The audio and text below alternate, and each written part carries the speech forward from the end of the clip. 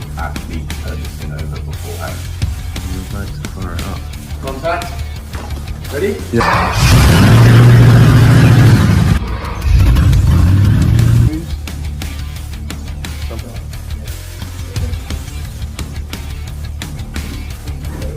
A limb here until this comes off, so you can see it's starting to come away. So we're going to try and take the whole back end of the car off.